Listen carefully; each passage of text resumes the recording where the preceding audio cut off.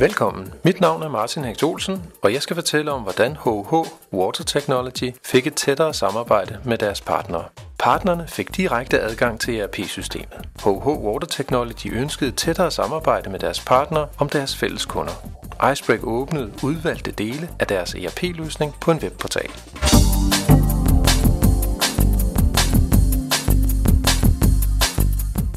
Portalen er i dag et fælles referencepunkt for partnerne, hvor de kan oprette nye kunder, installationer, ændre status, registrere servicebesøg med mere.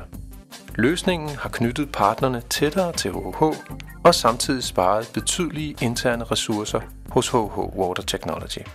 ERP-systemet sikrer, at arbejdsrutinerne følger en fast struktur. Interaktionen mellem brugerne og ERP-systemet styres af udviklede applikationer. Men hvad sker der, når arbejdsrutinerne involverer eksterne partnere? Typisk foregår dialogen med de eksterne partnere via telefon eller e-mail. Arbejdsopgaverne befinder sig pludselig i en situation, hvor de kastes rundt mellem brugerne, ERP-systemet og de eksterne partnere. Arbejdsrutinerne udvikler sig hurtigt til at blive ressourcekrævende og komplicerede. Vores løsning, som er baseret på internettet, knytter samarbejdspartneren tættere til ERP-løsningen ved at åbne udvalgte applikationer. Ønsker du også at undgå ressourcekrævende korrespondance og telefoni, så se hvordan vi i samarbejde med HH Water Technology har løst opgaven. Samarbejdspartnerne har fået adgang til en webportal. Samarbejdspartneren starter med at skrive sit partnernummer, sin user-ID og sit password. Herefter åbner portalen. Portalen er delt op i en menustruktur til venstre, som kan tages bort og hentes frem igen. I højre side kører applikationerne. Når partneren er færdig med sine indregistreringer, trykker han sign off. Nu vil jeg vise, hvordan en ordre oprettes i systemet. Først skal kunden findes frem.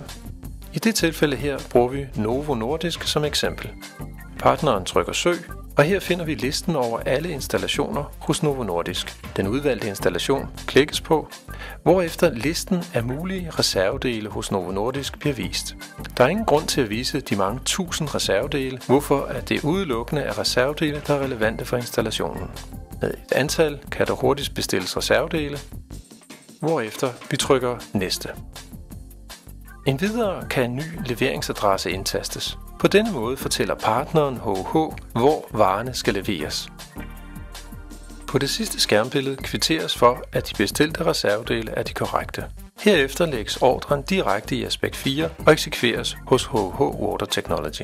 Et af formålene med portalen er, at partneren skal deltage i vedligeholdelsen af kundeoplysninger. På denne måde kan partneren søge en kunde frem. Igen her har vi valgt Novo Nordisk, identificere hvilke installationer der er hos kunden, samt ændre på konfigurationen af installationen.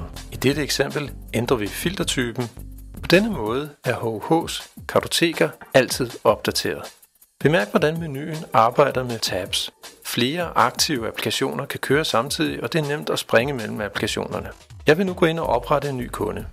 Processen at oprette en ny kunde er normalt noget, som en HH-medarbejder kan gøre. Men her er der åbnet op for, at partneren kan begynde oprettelsen. Partneren angiver informationer og trykker derefter gem. Status bliver sat til ny. Det er først ved en godkendelse fra en medarbejder hos HH, at kunden bliver rigtig oprettet. Der er ikke tildelt et kundenummer endnu. Ønsker jeg en oversigt over alle kunder, kan jeg se, at nogen har status ny, og det er stadig muligt at ændre i dem, hvorimod andre er blevet godkendt af HH og fået tildelt et kundenummer. Disse kan naturligvis ikke ændres herefter. Jeg har nu vist, hvor enkelt det er for partnerne at deltage i arbejdsprocesserne hos HH. HH ønskede også et administrationsmodul, hvor de kunne styre, hvilke partnere, som skulle have adgang, og hvilke funktioner de skulle have adgang til. For at komme ind i administrationsmodulet skal jeg blot bruge den normale userprofil og password på System I. Herefter får jeg adgang til en menustruktur, som minder om den vi har set før. Indholdet er dog lidt anderledes. Der er oplysninger omkring varer, varegrupper, partnerne, og så er der administrationen af hele menusystemet. Varegrupperne deler varerne op i grupper, så det er enkelt for partneren at identificere de korrekte varer. Her kan der tages varer fra og lægges varer til. Endvidere kan der angives, hvilke partnere der er adgang til hvilke grupper. Det er muligt at oprette adgang for nye partnere. Under partneradgangen kan man se, hvilke partnere der er adgang, mens de små ikoner foran partnernavnet giver flere detaljerede informationer omkring adgangen. Det er muligt at bygge individuelle menuer til de enkelte partnere og sprogstyre menuerne.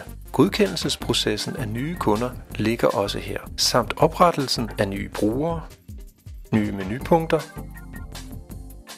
samt e-mailadresser til modtagelse af beskeder om oprettelse og annulleringer af partnerkunder. HH's ønsker til portalen blev indfriet. Nu kunne partnerne se udvalgte oplysninger på en kunde, annullere en installation, oprette nye kunder og varelister, oprette salgs- og serviceordre, og HH's medarbejdere kunne styre det hele fra et administrationsmodul. Alt sammen tæt integreret til Aspekt 4. Vi hjalp HH til at dele deres ERP-løsning via internettet med deres samarbejdspartnere. Ring i dag og hør, hvordan vi kan hjælpe jer med en tilsvarende opgave.